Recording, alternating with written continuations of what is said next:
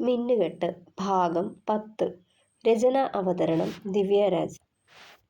കുറച്ചു നേരത്തേക്ക് നിശബ്ദതയെ കൂട്ടുപിടിച്ചു ഇസഹാക്ക്. ആ ശബ്ദം കേട്ടതിൻ്റെ നടുക്കം. ഒരിക്കലും തന്നെ തേടി ഇങ്ങനൊരു കോൾ വരുമെന്ന് അവൻ കരുതിയിരുന്നില്ല.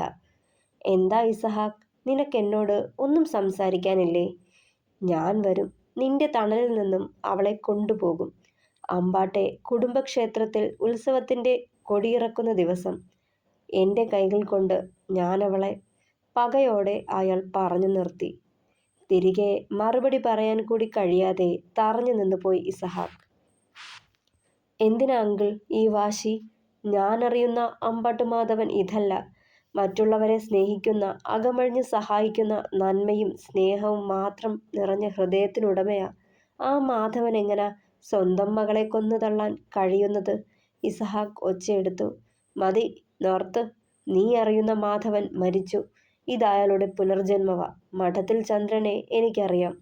പണ്ട് നിന്റെ തന്ത സൈമൺ അവനൊപ്പം നിന്ന് എന്നെ ചതിച്ച പോലെ ഇന്ന് നീയും. എല്ലാവരും കൂടി എന്നെ ചതിക്കുമെന്ന് കരുതിയോ? വിടില്ല ഞാൻ ഒന്നിനെയും. മഠത്തിൽ രാഘവമേനോന്റെ തലമുറ ഈ ഭൂമിയിൽ അവശേഷിക്കാൻ പാടില്ല. നീ നോക്കിക്കോ ഇസഹാക്ക്. നീ അവളെ എവിടെ ഒളിപ്പിച്ചാലും ഞാൻ അവളെ തേടി വരും, കൊണ്ടുപോകുകയും ചെയ്യും.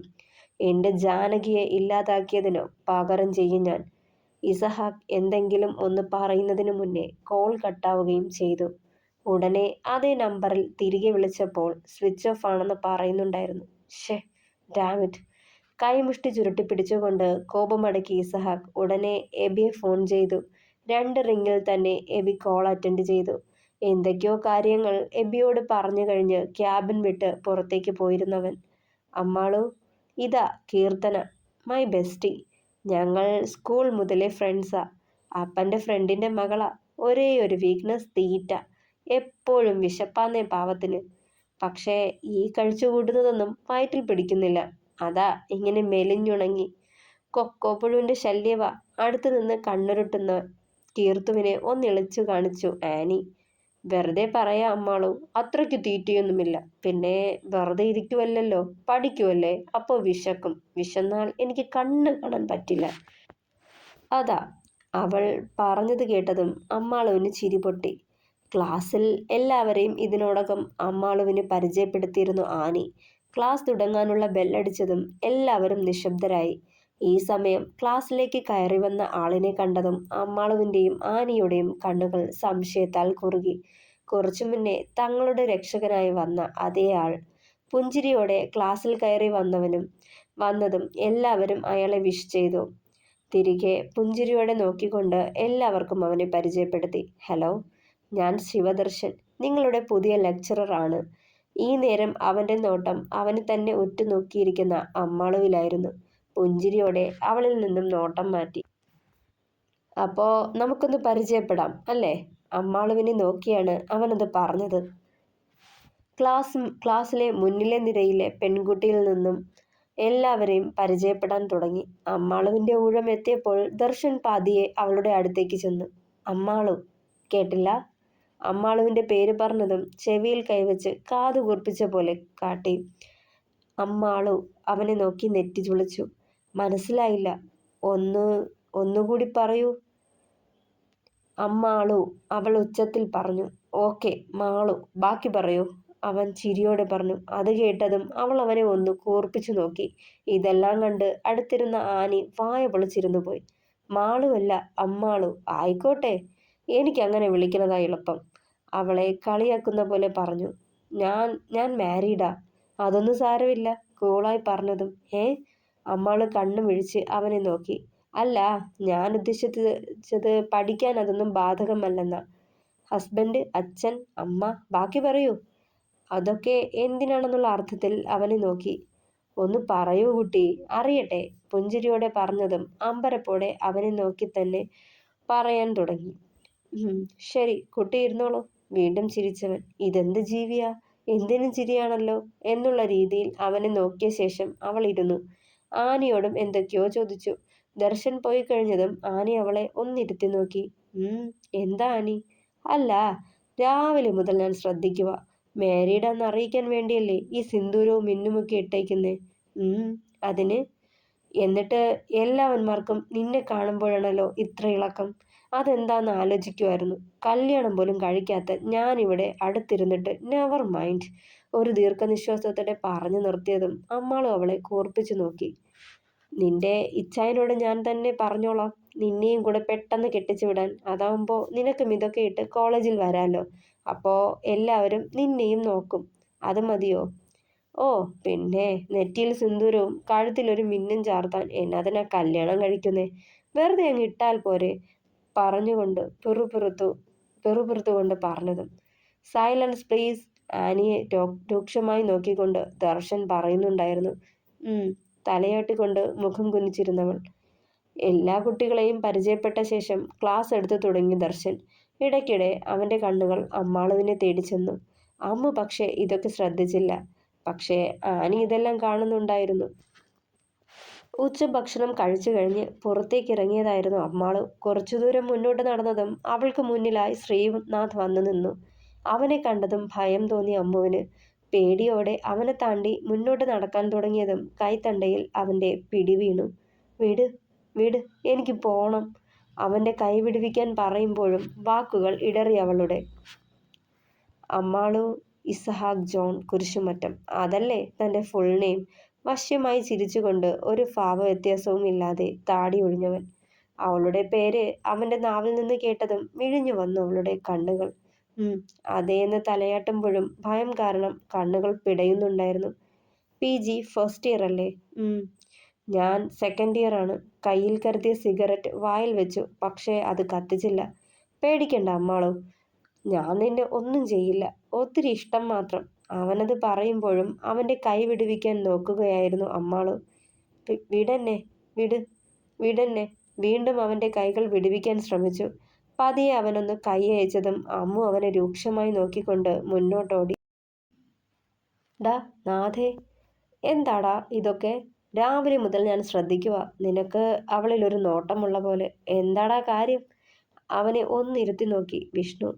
അതൊരു പഴയ കണക്കാ, നീ ഇപ്പോൾ അറിയണ്ട. അതൊക്കെ ഞാൻ അവളെയും അവളുടെ കെട്ടിയവനെയും ബോധിപ്പിച്ചോളാം.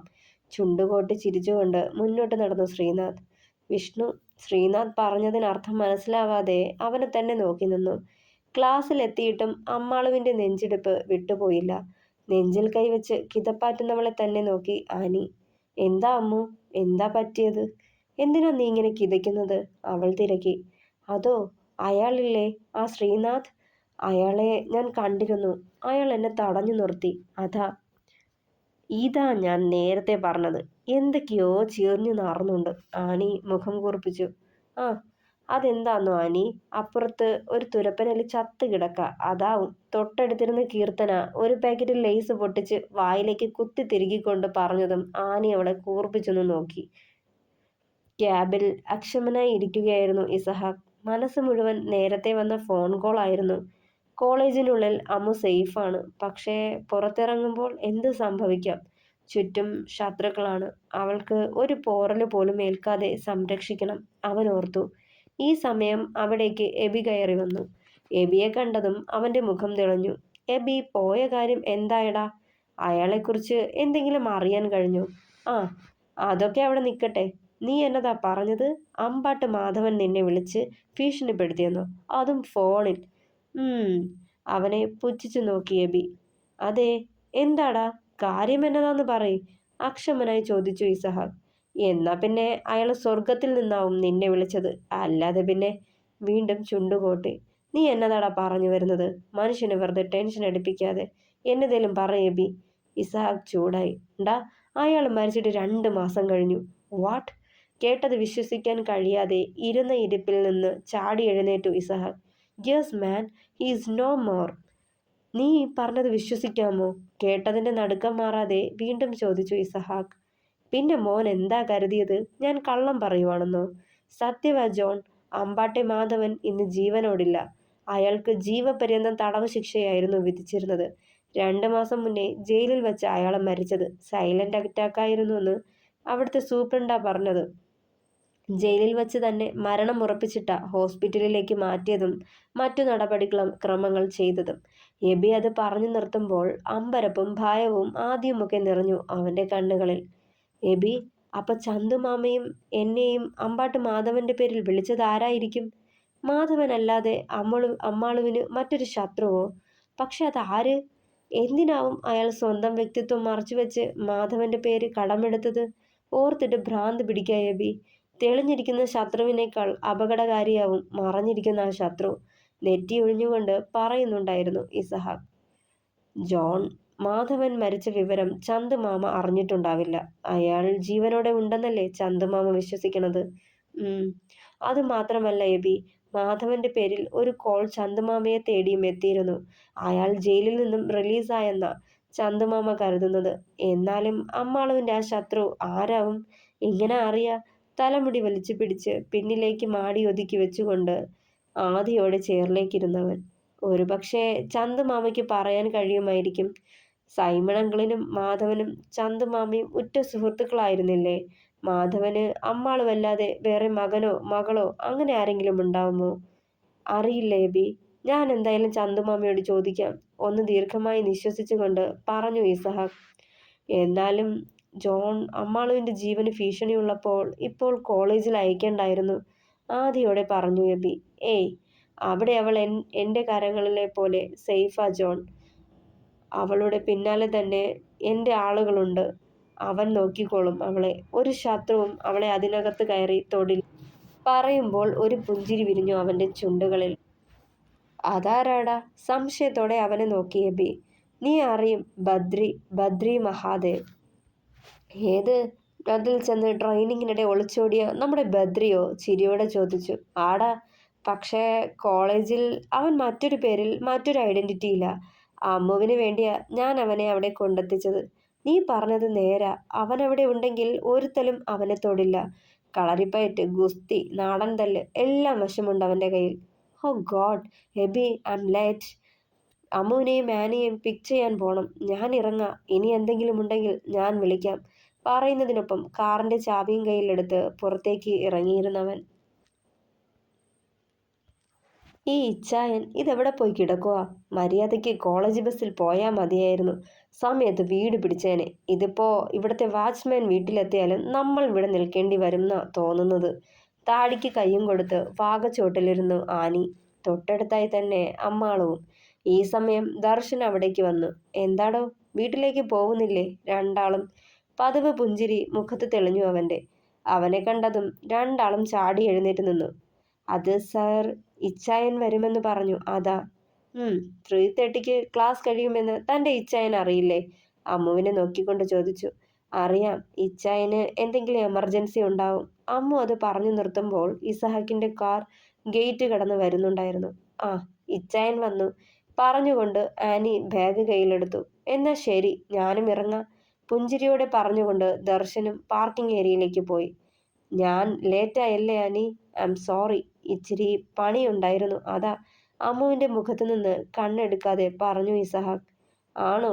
ഞാനോർത്തു ഇച്ചായൻ മറന്നു കാണുമെന്ന്, ആനി കെറുവിച്ചു. പോട്ടെ മോളെ, ഇന്നത്തേക്ക് ക്ഷമിച്ചേക്ക്. ആനിയെ നോക്കി കണ്ണു ചിമ്മി കാണിച്ചു ഇസഹാക്ക്. അല്ലേലും നമ്മളൊക്കെ ഇപ്പോ പുറമ്പോക്കല്ലേ. കെട്ടിയോളോട് എന്താ സ്നേഹം. രാവിലെ കോളേജിൽ കൊണ്ടുവിടുന്നു, വൈകുന്നേരം തിരികെ വിളിച്ചുകൊണ്ട് പോകുന്നു. ആഹാ, ഞാനൊക്കെ കഴിഞ്ഞ 3 വർഷം ഇതേ കോളേജിൽ തന്നെ പഠിച്ചത്. അതും രാവിലെ കുത്തിഞ്ഞെരുങ്ങിയ കോളേജ് ബസ്സിൽ ചാടിക്കയറി ഉന്തിത്തള്ളി കോളേജിലെത്തും. അതുമാതിരി തന്നെ വീട്ടിലേക്കും. ഒരു ദിവസം മോളെ നിന്നെ ഇച്ചായൻ ഡ്രോപ്പ് ചെയ്തോളാന്ന് പറഞ്ഞിട്ടുണ്ടോ? അവൾ ചുണ്ടുകൂർപ്പിച്ചു. ഓഹ്, സമ്മതിച്ചു. ക്ഷമിക്കടാ, അതൊക്കെ കഴിഞ്ഞില്ലേ? അവളുടെ കവളിൽ തട്ടിക്കൊണ്ട് പറഞ്ഞവൻ. ഇല്ല, ഞാൻ ക്ഷമിക്കില്ല. പിന്നെ പോകുന്ന വഴി ആ പാലഴി ബേക്കേഴ്സിൽ നിന്ന് ഒരു ചോക്ലേറ്റ് ഷേക്ക് വിത്ത് ഐസ്ക്രീമും പിന്നെ അവിടെ നിന്ന് തന്നെ അല്ലറ ചില്ലറ ഷോപ്പിങ്ങും ചെയ്യുവാണേൽ വേണമെങ്കിൽ ഞാൻ ക്ഷമിക്കാം. ഏറ് കണ്ണാലെ അവനെ നോക്കി. എന്നാ വേണമെങ്കിലും ആയിക്കോ, ഇപ്പൊ വന്ന് വണ്ടിയിൽ കയറ്. തൊഴുകൈയോടെ പറഞ്ഞതും ആനി വേഗം ചെന്ന് ബാക്ക് സീറ്റിലേക്ക് കയറി. പിന്നാലെ അമ്മു. ആഹാ, നീ എങ്ങോട്ടാ? എൻ്റെ ഇച്ചായനെ വെറുമൊരു ഡ്രൈവറാക്കാൻ പോവാ നീ? മുന്നിൽ പോയിരിക്കെ. അവൾ അത് പറയുമ്പോൾ ഇസഹാക്കിനെ നോക്കി അമ്മാളു. ആ മുഖത്ത് പതിവ് കള്ളച്ചിരി വിരിഞ്ഞെത്തിയിരുന്നപ്പോൾ.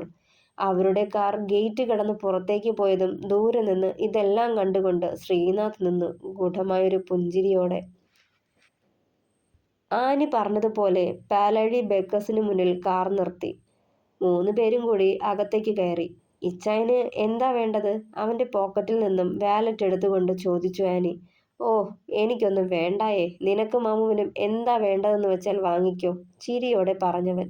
എനിക്കൊന്നും വേണ്ട ആനി, എനിക്കിതൊന്നും കഴിക്കാൻ താല്പര്യമില്ല, പതിയെ പറഞ്ഞു അമ്മു. അത് കേട്ടതും ആനി അവളെ ഒന്ന് അടിമുടി നോക്കി. നീയൊക്കെ എവിടെന്നാടി എന്നുള്ള രീതിക്ക് മുഖം കൂർപ്പിച്ചുകൊണ്ട് കൈമലർത്തി. എന്നാ നീ ഇച്ചായനൊപ്പം ഇവിടെ നിന്നോ, ഞാൻ പോയി ഷോപ്പ് ചെയ്തിട്ട് വരാം. ആനി ഷോപ്പിംഗ് സെക്ഷനിലേക്ക് പോയതും ഇസഹാക്ക് അമ്മാളുവിനെ നോക്കി. അവനവളെ നോക്കുന്നത് കണ്ടതും മുഖം കുനിച്ചു നിന്നു അമ്മു.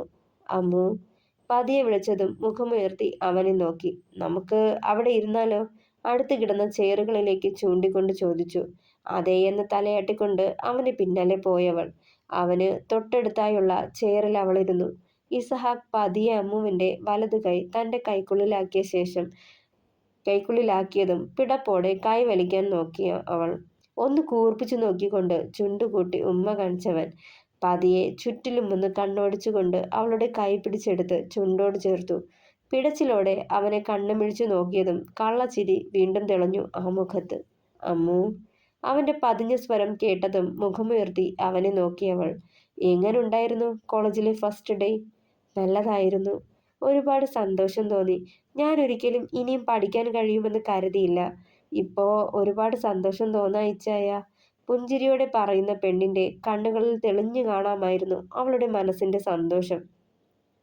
അവളുടെ മുഖത്ത് നിന്ന് കണ്ണെടുക്കാതെ നോക്കി നിന്നു ഇസഹാക്ക്. അവന്റെ നോട്ടം അവളെ തളർത്തുന്നുവെന്ന് മനസ്സിലായതും മിഴികൾ താഴ്ത്തിക്കളഞ്ഞു അമ്മാളു. ഇസഹാക്കിന്റെ നോട്ടം തന്നിൽ ഉണ്ടാക്കുന്ന വെപ്രാളവും പരവേശവും തിരിച്ചറിയുകയായിരുന്നവൾ. ഷോപ്പിംഗ് കഴിഞ്ഞു വന്ന ആനി കാണുന്നത് അമ്മുവിനെ തന്നെ കണ്ണെടുക്കാതെ നോക്കിയിരിക്കുന്നവനെയാണ്. ഉടനെ അവന്റെ തോളിൽ ആഞ്ഞൊരടി വെച്ചു കൊടുത്തു. പ്രതീക്ഷിക്കാതെയുള്ള ആക്രമണം ആയതുകൊണ്ട് അവൻ ഞെട്ടിക്കൊണ്ട് ആനിയെ കലിപ്പിൽ നോക്കി. അവന്റെ നോട്ടം കണ്ട് പതറിയ ആനി ആദ്യമൊന്ന് ഇളിച്ചു കാണിച്ചു. അതേ ഇച്ചായ, ഒരു ബല്യ കൊതുകെ, ചോരയുറ്റുവ അതാ. വീണ്ടും ചിരിച്ചു കാണിച്ചതും ചെക്കൻ്റെ കൈ വിട്ടുപോയി. അതേ അടി നല്ലൊരു പിച്ചായിട്ട് തിരിച്ചു കൊടുത്തു. അല്ലെങ്കിലും നമുക്കെന്തിനാ അന്യൻ്റെ മുതല് അല്ലേ ഇച്ചായ? എനിക്ക് വേദനിച്ചു, ചുണ്ടു കൂർപ്പിച്ച് പറഞ്ഞതും അമ്മാളുവിന് ചിരി പൊട്ടി. അവളെ ഒന്ന് കൂർപ്പിച്ചു നോക്കിക്കൊണ്ട് കയ്യും തടവി മുന്നിലേക്ക് നടന്നവൾ. എരന്ന് വാങ്ങിയതല്ലേടി നീ, എന്നിട്ട് പറയുന്നത് നോക്കിയേ, വേദനിച്ചെന്ന്. അവൻ പല്ല് ഞെരിച്ചു. അമ്മു, നീ സൂക്ഷിച്ചോ, അബദ്ധത്തിൽ പോലും ഈ മുതലിനെ നോവിച്ചേക്കല്ലേ, പലിശ സഹിതം തിരികെ തരും. ദേഹം നൊന്താൽ തനി കാലകേന ഇങ്ങേര്. ഇജുവേ ജം നറ്റ ഷുവാ. അവന്റെ കയ്യിൽ വീണ്ടും ഒരടി വെച്ചു കൊടുത്തിട്ട് ഓടി തള്ളിയിരുന്നു ആനി. എടി കുരുപ്പേ, നിനക്ക് ഞാൻ തരുന്നുണ്ട്, അവളുടെ ഓട്ടം കണ്ട് ചിരിയോടെ വിളിച്ചു പറഞ്ഞിട്ട് അമ്മുവിനെ ഒന്ന് നോക്കി കണ്ണു ചിമ്മി കാട്ടി ഇസഹാക്ക്. കാറിൽ നിന്നിറങ്ങിയതും ഷോപ്പ് ചെയ്തതുമായി ആനി അകത്തേക്ക് കയറി. അമ്മു ബാഗ് കൊണ്ടുചെന്ന് ടേബിളിന് മുകളിൽ വെച്ചിട്ട് നേരെ വല്യമ്മച്ചിയുടെ റൂമിലേക്കാണ് പോയത്. അത് കണ്ടതും ഇസഹാക്കിന് വലിയ സന്തോഷം തോന്നി. വീട്ടിലുള്ളവരോട് അവൾ കാണിക്കുന്ന അടുപ്പം അവന്റെ മനസ്സ് നിറച്ചു. റൂമിൽ ചെന്ന് നേരെ ടെറസിലേക്കാണ് അവൻ പോയത്. ഫോൺ കയ്യിലെടുത്ത് ബദ്രി എന്ന് സേവ് ചെയ്ത നമ്പറിലേക്ക് കോൾ ചെയ്യാൻ തുടങ്ങി. അരമണിക്കൂറോളം സംസാരിച്ച ശേഷം തിരികെ വരുമ്പോൾ കാണുന്നത് കുളി കഴിഞ്ഞ് വന്ന് ഈറൻ മുടി വിടർത്തിയിട്ട് ഉണക്കുന്ന പെണ്ണിനെയാണ്. അറിയാതെ അവന്റെ കാലുകൾ അവളുടെ അടുത്തേക്ക് ചലിച്ചു. പിന്നിലൂടെ ചെന്നവളുടെ ഈറൻ മുടി വകഞ്ഞു മാറ്റി പിൻകഴുത്തിൽ ചുണ്ടുകൾ ചേർത്തതും പെട്ടെന്ന് തിരിഞ്ഞു നോക്കി അവൾ. അവളുടെ ഭംഗിയുള്ള നനുത്ത അധരത്തോട് അധരം ചേർത്ത് മാറുമ്പോഴേക്കും പിടപ്പോടെ നോക്ക് മാത്രം ചെയ്തു അമ്മാളു. പക്ഷേ അവനിൽ നിന്നും അകന്നു മാറാൻ കഴിയാത്ത പോലെ. അവളുടെ നനഞ്ഞു കുതിർന്ന തലമുടിയും വെള്ളത്തുള്ളികൾ പറ്റിയ മുഖവും കാണെ മനസ്സിൽ പല പല ഭാവങ്ങൾ ഉണർന്നു. അവയെ കടിഞ്ഞാണിടാൻ പരമാവധി ശ്രമിച്ചെങ്കിലും കഴിഞ്ഞില്ലവന്. അവന്റെ അധരം അവളുടെ നെറുകിലും കവളുകളിലും അധരങ്ങളിലും മാറി മാറി പതിഞ്ഞു. പക്ഷേ ഒന്ന് എതിർക്കാൻ പോലും തോന്നാതെ അമ്മാളു അവന്റെ കാപ്പിക്കണ്ണുകളിലേക്ക് ആഴ്ന്നിരുന്നു. ആ നോട്ടം തന്നെ തളർത്തുന്നതറിയവേ അവനിൽ നിന്നും അകന്നു മാറാൻ തുടങ്ങിയതും ഇസഹാക്ക് അവളെ വീണ്ടും നെഞ്ചിലേക്ക് അണച്ചു പിടിച്ചു. അമ്മു, എന്നാടി ഇത്? ഇതുവരെ മാറിയില്ലേ ഈ പിടപ്പും പരവേശവും? പ്രണയത്തോടെ നോക്കി നിന്നവൻ അവളിൽ നിന്ന് കണ്ണെടുത്തില്ല. മറുപടിയായി മുഖം കുനിച്ചു നിൽക്കുക മാത്രം ചെയ്തു പെണ്ണ്. തുടരും. അപ്പോൾ അഭിപ്രായങ്ങൾ പറയണേ. കഥ ഇഷ്ടമാവുന്നുണ്ടോ? എല്ലാവരും ഇനിയും തുടർന്നും കഥകൾ വായിച്ച് സപ്പോർട്ട് ചെയ്യണം. Thank you.